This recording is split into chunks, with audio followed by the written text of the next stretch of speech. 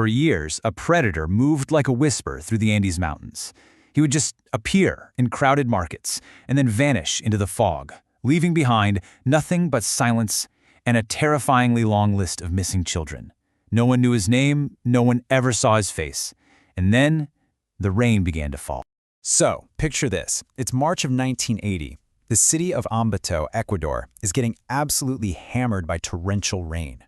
And as these floodwaters tear through the neighborhoods, they start to unearth a secret, something far more horrifying than any storm. You could say the earth itself began revealing what he had buried. On the banks of a river that had just burst its seams, searchers found the remains of not one, not two, but 4 young girls. They'd all been assaulted and brutally strangled. This discovery, it confirmed what so many people had feared for so long. There was a serial predator hunting children in the region. But here's the thing. The predator's reign of terror wasn't ended by some massive police manhunt. Oh no, it was challenged by something way more powerful, a mother's instinct, in the middle of a crowded marketplace. A man who we now know was Pedro Lopez. He tried to lead a young girl away from her mother's little trinket stall. Well, the mother, Kina Ramon Paveda, she saw him and just screamed. Instantly, all the other vendors chased Lopez down, tackled him, and held him there until the police could arrive. Finally, the shadow had a face. Now, the man they had in custody was quiet, almost meek, which left the investigators with this huge, critical question. Who was this guy? And how in the world did he manage to operate unseen for so long? To understand the monster, you really have to understand the boy. You see, Pedro Lopez's story doesn't just begin out of nowhere. It starts in a world that was already just consumed by brutality, poverty, and civil war. Every single event in his childhood just piled on more trauma. He was born into a civil war that killed hundreds of thousands of people. Then, at just 8 years old, his own mother kicked him out onto the streets. He had a brief moment of stability with an American family, but that was completely shattered when a teacher abused him, sending him right back to a life of survival. And then, in prison for car theft, the cycle of violence just kept going, this time at the hands of other inmates. And this was his twisted logic. In his own mind, Lopez connected his horrific crimes directly back to his own stolen childhood. It's not that he was just committing random acts of violence. He saw himself as some kind of agent of vengeance, responding to the violence that had been done to him. Okay, so let's jump back to his arrest in 1980.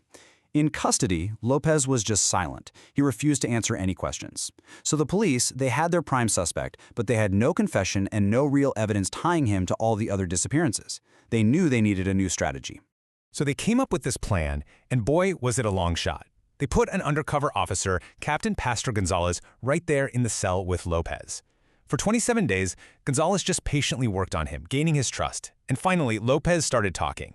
And what he said, it would shake those officers to their very core. And when he spoke, it was in this calm, almost tranquil tone. There was no hesitation, zero remorse. He just calmly confessed to this unbelievable killing spree that spanned 3 entire countries, a reign of terror that had gone completely undetected for years. And then he dropped the number. It was just staggering. More than 300 victims.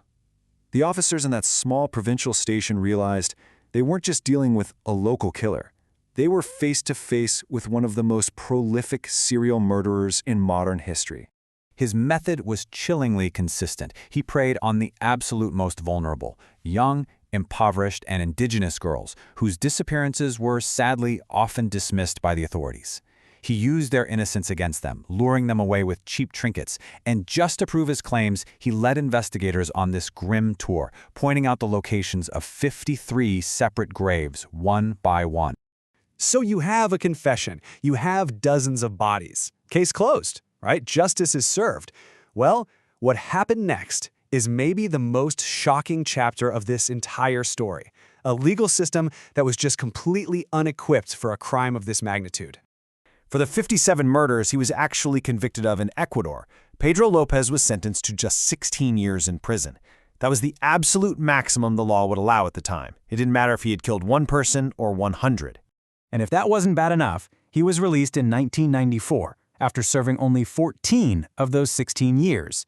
The reason? Good behavior. This despite the fact that he had repeatedly vowed in prison that if he was ever freed, he would kill again.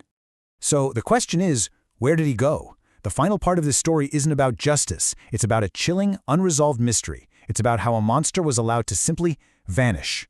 After he got out of prison in Ecuador, he was deported to Colombia and put in a psychiatric facility.